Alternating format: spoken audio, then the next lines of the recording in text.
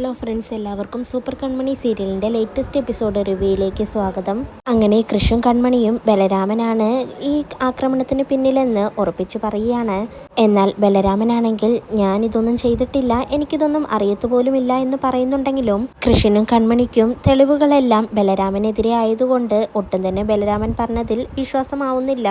എന്നാൽ ബലരാമന് പുതിയതായി നിയമിച്ച ഡ്രൈവർ ആണെങ്കിൽ എനിക്ക് ഒന്നും അറിയില്ല, ഞാനാണെങ്കിൽ ഇന്ന് രാവിലെ ആ അമ്പലത്തിലേക്ക് പോലും വന്നിട്ടില്ല എന്നൊക്കെ നുണ പറഞ്ഞുകൊണ്ടിരിക്കുകയാണ്. അങ്ങനെ കൃഷി ആ ഡ്രൈവറിനോട് പറയുന്നുണ്ട്, ഞങ്ങൾ പോകുന്നത് നേരെ ഇപ്പോൾ പോലീസ് സ്റ്റേഷനിലേക്കാണ്, ബാക്കിയെല്ലാം പോലീസുകാർ നോക്കിക്കോളുമെന്ന് പറഞ്ഞ് കൃഷും കൺമണിയും അങ്ങനെ അവിടെ നിന്നും പോകുന്നുണ്ട്. സാഗർ ബലരാമനോട് ചോദിക്കുന്നുണ്ട്, എടാ ബലരാമ, എന്തൊക്കെയാണ് ഇവിടെ നടക്കുന്നതെന്ന് ചോദിക്കുമ്പോൾ ബലരാമൻ പറയുന്നുണ്ട്, എനിക്കിതിനെക്കുറിച്ചൊന്നും അറിയില്ല അച്ഛാ, ഞാനാണിത് ചെയ്തെങ്കിൽ അവരത് തെളിയിക്കട്ടെ എന്ന് ബലരാമൻ അങ്ങനെ പറയുമ്പോൾ ആ ഡ്രൈവർ പറയുന്നുണ്ട്, ബലരാമൻ സാറേ, ഞാൻ എന്ത് ചെയ്യാനാണ്, എൻ്റെ നാട്ടിൽ വന്ന് അന്വേഷിച്ചു നോക്ക്, ഇതുവരെ ഞാനൊരു തെറ്റായ പ്രവൃത്തി പോലും ചെയ്തിട്ടില്ല, ഇനിയിപ്പോൾ എന്തായാലും അവർ അന്വേഷിച്ച് കണ്ടെത്തട്ടെ, എന്നിട്ട് ഞാൻ ഈ ജോലിക്ക് വരാമെന്ന് പറഞ്ഞ് ആ ഡ്രൈവർ അവിടെ നിന്നും മെല്ലെ നൈസായി ഒഴിവായി പോകുന്നുണ്ട്.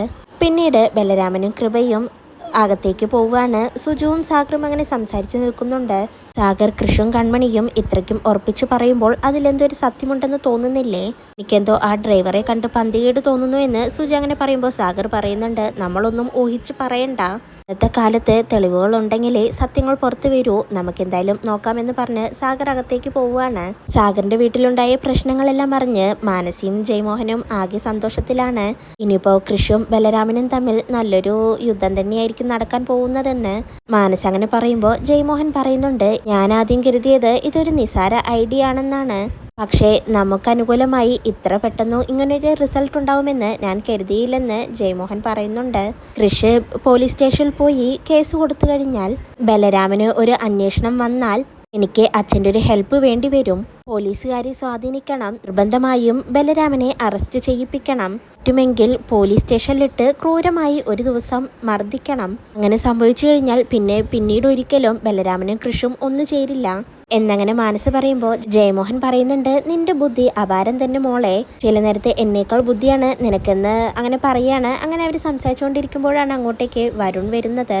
വരുണിനെ കാണുന്നതും മാനസിയും ജയമോഹനും, എന്താ വരുൺ ഈ വഴി, എന്താണ് വിളിക്കാതെ വന്നതെന്ന് ചോദിക്കുമ്പോൾ വരുൺ പറയുന്നുണ്ട്, ഞാൻ വെറുതെ വന്നതാണ്, ഈ വഴി വന്നപ്പോൾ ഒന്ന് കയറിയെന്നേ ഉള്ളൂ, എനിക്കിങ്ങോട്ട് വിളിച്ചു പറഞ്ഞിട്ട് വരേണ്ട ആവശ്യമൊന്നുമില്ലല്ലോ, എപ്പോൾ വേണമെങ്കിലും വരാമല്ലോ എന്നങ്ങനെ ചോദിക്കുകയാണ്. മാനസ അപ്പോൾ പറയുന്നുണ്ട്, വരുണിനെ എപ്പോൾ വേണമെങ്കിലും ഇങ്ങോട്ടേക്ക് വരാം, പക്ഷേ എല്ലാവർക്കും അവരുടേതായ ഒരു പേഴ്സണൽ സ്പേസ് ഉണ്ടാവുമല്ലോ എന്ന് മാനസ പറയുമ്പോൾ ജയമോഹൻ ചോദിക്കുന്നുണ്ട്, വരുണിന് എന്തെങ്കിലും അത്യാവശ്യ കാര്യമുണ്ടോ എന്ന്. മാനസ അപ്പോൾ പറയുന്നുണ്ട്, അച്ഛ നമുക്കൊരു 10 മിനിറ്റ് കഴിഞ്ഞിട്ട് ഇറങ്ങാം, അതിനുള്ളിൽ വരുണിന് എന്തെങ്കിലും പറയാനുണ്ടെങ്കിൽ പറയട്ടെ എന്ന് പറഞ്ഞ് മാനസ അവിടെ നിന്നും എഴുന്നേറ്റ് റൂമിലേക്ക് പോവുകയാണ്. ജയമോഹനും ഞാൻ പോയി റെഡി ആയിട്ട് വരാമെന്ന് പറഞ്ഞ് റൂമിലേക്ക് പോകുന്നുണ്ട്.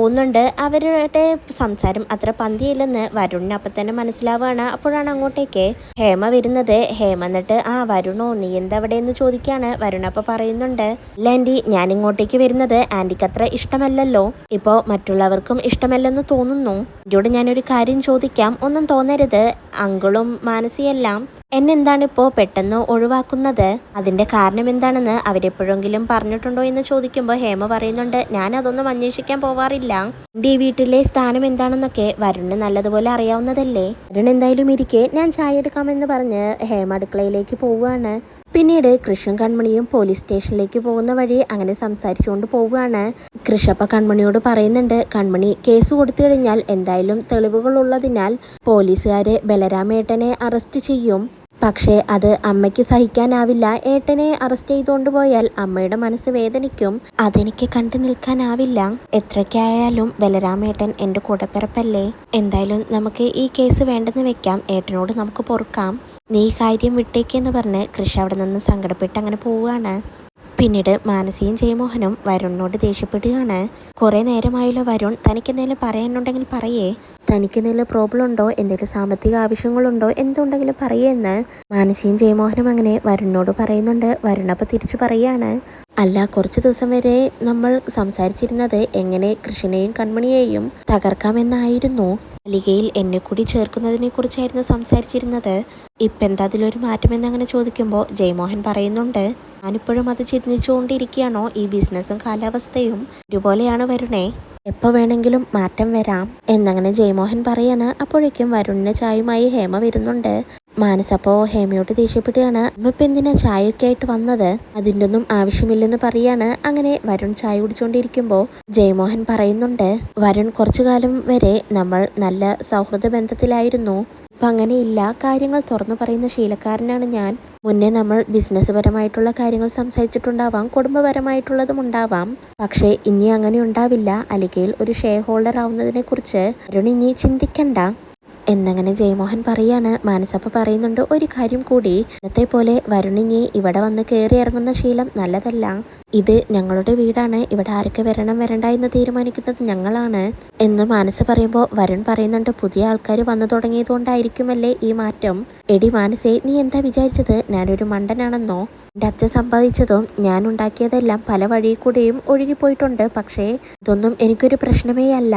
പക്ഷേ നീ നിന്റെ അച്ഛനും ഈ ചെയ്ത വൃത്തികേടുണ്ടല്ലോ, മടിയിൽ കനമുള്ളവർ വരുമ്പോൾ അതുവരെ കൂടെ ഉണ്ടായിരുന്നവരെ ഇങ്ങനെ ഒഴിവാക്കുന്ന ഈ വൃത്തികെട്ട പരിപാടി, അതിനെ ഈ നാട്ടിൽ വേറൊരു പേരാണ് പറയുന്നത് എന്നങ്ങനെ വരുൺ പറയുമ്പോൾ ജയമോഹൻ സൂക്ഷിച്ച് സംസാരിക്കണം വരുൺ എന്ന് പറയാണ്. ആരോട് സൂക്ഷിച്ച് സംസാരിക്കാനാടോ? എന്നോടോ? നിനക്കൊന്നും നാണമില്ലേ മനുഷ്യ?